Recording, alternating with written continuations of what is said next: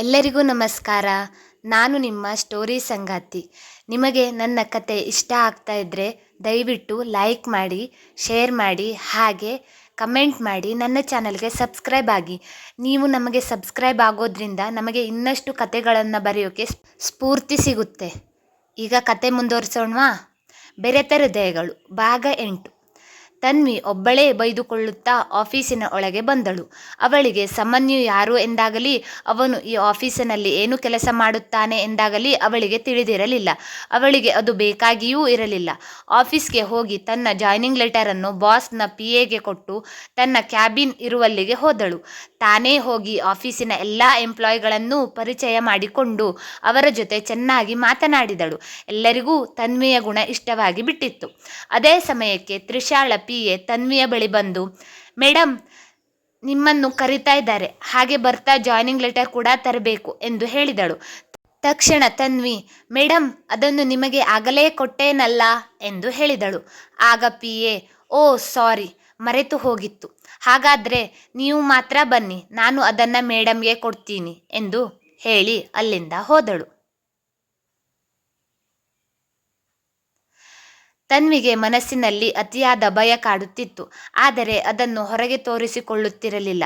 Boss ತನ್ನ ಬಗ್ಗೆ ಏನು ಹೇಳುತ್ತಾರೋ, ತನಗೆ ಈ ಕಂಪನಿಯಲ್ಲಿ ಏನೂ ತೊಂದರೆ ಆಗದೆ ಹೋದರೆ ಸಾಕು, ತಾನು ಎಲ್ಲ ಕೆಲಸವನ್ನು ಬಾಸ್ ಹೇಳಿದಂತೆ ಮಾಡಬೇಕು, ಯಾವುದೇ ರೀತಿಯ ತಪ್ಪನ್ನು ಮಾಡಬಾರದು, ಬಾಸ್ನ ಬಳಿ ಯಾವತ್ತೂ ಬಯಸಿಕೊಳ್ಳಬಾರದು. ಈ ಜಾಬ್ ನನಗೆ ತುಂಬ ಮುಖ್ಯ, ಇದಕ್ಕೆ ಯಾವುದೇ ರೀತಿಯ ತೊಂದರೆ ಆಗದಂತೆ ನಾನು ನೋಡಿಕೊಳ್ಳಬೇಕು ಎಂದು ಯೋಚಿಸುತ್ತಾ ಬಾಸ್ನ ಕ್ಯಾಬಿನ್ ಬಳಿಗೆ ಹೋದಳು.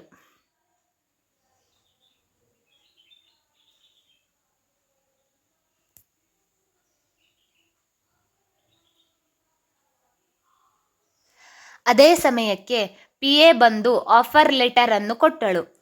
ತನ್ವಿ PA ಕೊಟ್ಟ ಆಫರ್ ಲೆಟರ್ ಅನ್ನು ಕೈಯಲ್ಲಿ ಹಿಡಿದುಕೊಂಡಳು.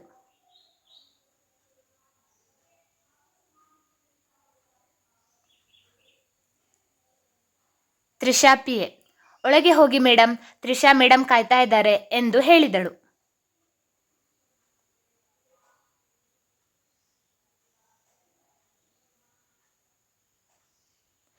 ತನ್ವಿ 2 ಬಾರಿ ಉಸಿರು ಎಳೆದುಕೊಂಡು ತನಗೆ ತಾನೇ ಸಮಾಧಾನ ಮಾಡಿಕೊಂಡು, may I come in madam ಎಂದು ಬಾಗಿಲು ತಟ್ಟಿದಳು.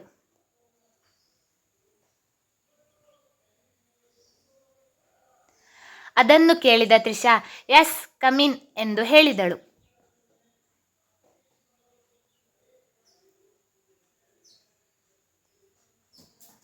ಒಳಗೆ ದೊಡ್ಡ ಕ್ಯಾಬಿನ್, ಟೇಬಲ್ ಮೇಲೆ ತ್ರಿಷಾ ಲ್ಯಾಪ್ಟಾಪ್ ಹಿಡಿದುಕೊಂಡು ಯಾವುದೋ ಒಂದೆರಡು ಫೈಲ್ಗಳನ್ನು ಪಕ್ಕದಲ್ಲಿ ಇಟ್ಟುಕೊಂಡು ಬ್ಯುಸಿಯಾಗಿ ಕೆಲಸ ಮಾಡುತ್ತಿದ್ದಳು.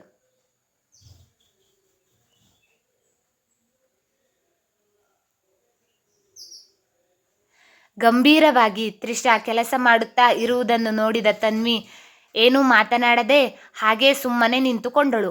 2 ನಿಮಿಷದ ನಂತರ ಕಣ್ಣು ಎತ್ತಿ ನೋಡಿದ ತ್ರಿಷಾ, ಸೊ ನೀವೇ ತನ್ವಿನಾ, ಹೊಸದಾಗಿ ಜಾಯಿನ್ ಆಗ್ತಾ ಇರೋದು?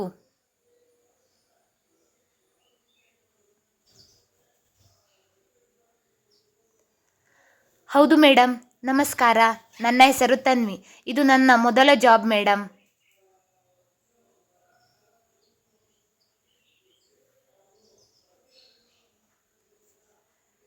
ಕುತ್ಕೊಳ್ಳಿ, ನನ್ನನ್ನು ನೋಡಿ ಭಯಪಡುವ ಅವಶ್ಯಕತೆ ಇಲ್ಲ, ಮೊದಲ ದಿನ ಅಲ್ವಾ, ನರ್ವಸ್ ಆಗೋದು ನಾರ್ಮಲ್.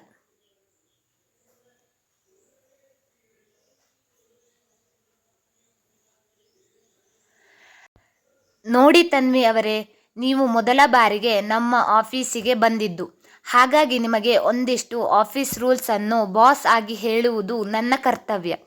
ಅದನ್ನು ನೆನಪಿನಲ್ಲಿ ಇಟ್ಟುಕೊಳ್ಳಿ, ಯಾವುದೇ ರೀತಿಯ ತಪ್ಪನ್ನು ಮಾಡಬೇಡಿ ಎಂದು ಹೇಳಿ ತ್ರಿಷಾ ಅಲ್ಲೇ ಪಕ್ಕದಲ್ಲಿ ಇದ್ದ ಒಂದು ಫೈಲನ್ನು ತೆಗೆದಳು.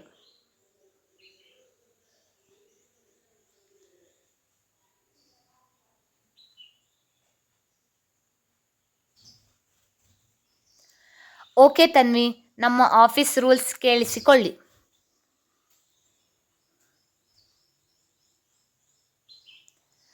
Rule number 1, time. ಬೆಳಿಗ್ಗೆ 9:30ಕ್ಕೆ ಬರಬೇಕು, ಹಾಗೆ ಸಂಜೆ 6:30ಕ್ಕೆ ಹೋಗಬೇಕು. ಜಾಸ್ತಿ ಕೆಲಸ ಇದ್ದರೆ 1 ತಾಸು ಎಕ್ಸ್ಟ್ರಾ ಕೆಲಸ ಮಾಡಬೇಕಾಗುತ್ತೆ. ಆದರೆ ಎಕ್ಸ್ಟ್ರಾ ಕೆಲಸಕ್ಕೆ ಪೇಮೆಂಟ್ ಕೂಡ ನಾವು ಎಕ್ಸ್ಟ್ರಾ ಕೊಡ್ತೀವಿ.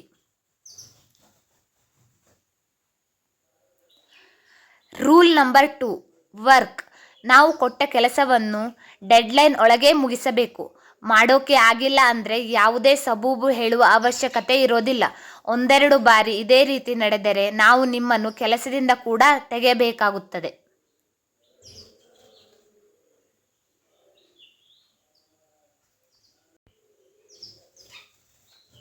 Rule number 3, reporting.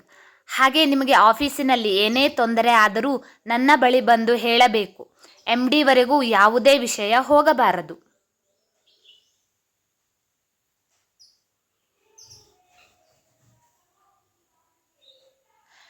Rule number 4, professionalism.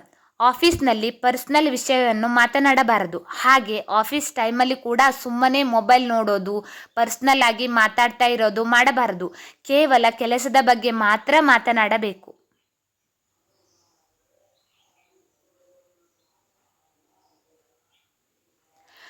Rule number 5, dress code.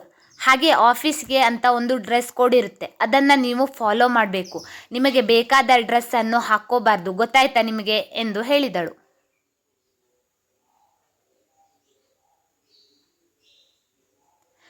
ತಕ್ಷಣ ತನ್ವಿ, ಓಕೆ ಮೇಡಮ್, ನೀವು ಹೇಳಿದ ಎಲ್ಲ ವಿಷಯ ನನಗೆ ಅರ್ಥವಾಯಿತು. ನಾನು ಈ ಕಂಪನಿಗೆ ನಿಷ್ಠೆಯಿಂದ ಕೆಲಸ ಮಾಡ್ತೀನಿ ಎಂದು ಹೇಳಿದಳು.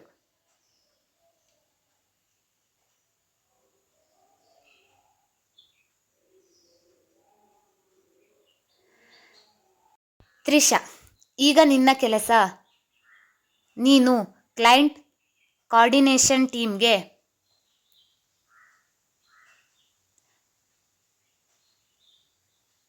ಸೇರ್ಕೊಳ್ತಾ ಇದೆಯಾ. ಅದರಲ್ಲಿ ಕ್ಲೈಂಟ್ಗೆ ಡೈಲಿ ಅಪ್ಡೇಟ್ ಮೇಲ್, ಟೀಮ್ನಿಂದ ಡಾಟಾ ಕಲೆಕ್ಟ್ ಮಾಡಿ ರಿಪೋರ್ಟ್ ಮಾಡೋದು, ಮೀಟಿಂಗ್ ಶೆಡ್ಯೂಲ್ ಮಾಡೋದು.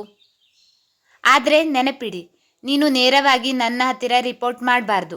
ನಿನಗೆ ಒಂದು ಟೀಮ್ ಲೀಡರ್ ಇದ್ದಾರೆ, ಅವರ ಹೆಸರು ಸಮನ್ಯು ಸರ್. ನಿಮಗೆ ಏನಾದರೂ ಕೆಲಸದಲ್ಲಿ ಅರ್ಥ ಆಗದಿದ್ದರೆ ಹಾಗೆ ನೀವು ಕೆಲಸ ಮಾಡಿದ್ದನ್ನು ಅಪ್ಡೇಟ್ ಮಾಡೋದು ಅವರ ಬಳಿಗೆ.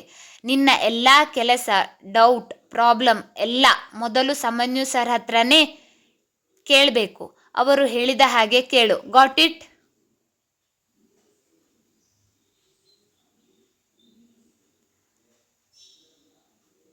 Tanvi, yes ma'am.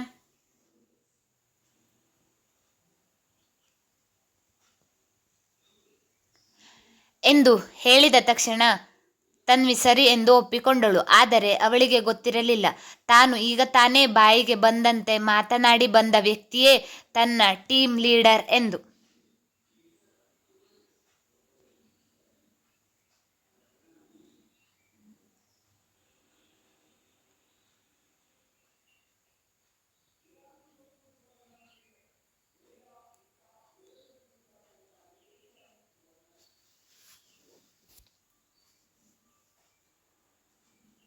ಮುಂದೆ ಏನಾಗುತ್ತೆ? ತನ್ವಿ ಮತ್ತು ಸಮನ್ಯು ಭೇಟಿ ಹೇಗಿರುತ್ತೆ? ಒಬ್ಬರನ್ನು ಮತ್ತೊಬ್ಬರು ನೋಡಿ ಹೇಗೆ ರಿಯಾಕ್ಟ್ ಮಾಡುತ್ತಾರೆ?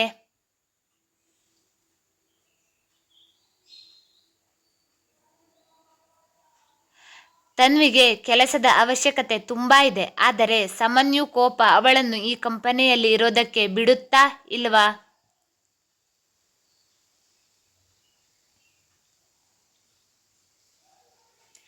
ಮುಂದುವರೆಯುವುದು. ಇಂತಿ ನಿಮ್ಮ ಸ್ಟೋರಿ ಸಂಗಾತಿ. ನಿಮಗೆ ನನ್ನ ಕತೆ ಇಷ್ಟ ಆಗ್ತಾ ಇದ್ದರೆ ದಯವಿಟ್ಟು ಲೈಕ್ ಮಾಡಿ, ಶೇರ್ ಮಾಡಿ, ಕಮೆಂಟ್ ಮಾಡಿ, ಹಾಗೆ ನನ್ನ ಚಾನಲ್ಗೆ ಸಬ್ಸ್ಕ್ರೈಬ್ ಆಗಿ. ಈ ಪುಟ್ಟ ಪ್ರತಿಭೆಗೆ ನಿಮ್ಮ ಪುಟ್ಟದೊಂದು ಸಹಾಯ ಅಂತಾನೆ ತಿಳ್ಕೊಳ್ಳಿ. ದಯವಿಟ್ಟು ನನ್ನ ಈ ಪುಟ್ಟ ಕತೆಗೆ ನಿಮ್ಮ ಸಪೋರ್ಟ್ ಯಾವಾಗಲೂ ಹೀಗೆ ಇರಲಿ. ಇಲ್ಲಿಯವರೆಗೂ ನನಗೆ ಸಪೋರ್ಟ್ ಮಾಡಿದ ಪ್ರತಿಯೊಬ್ಬ ಓದುಗರಿಗೂ ನನ್ನ ತುಂಬು ಹೃದಯದ ಧನ್ಯವಾದಗಳು. ಈ ಸ್ಟೋರಿ ಸಂಗಾತಿ ಇನ್ನಷ್ಟು ಸ್ಟೋರಿಗಳನ್ನು ಬರೆಯೋಕ್ಕೆ ನೀವುಗಳೇ ಸ್ಫೂರ್ತಿ. Thank you.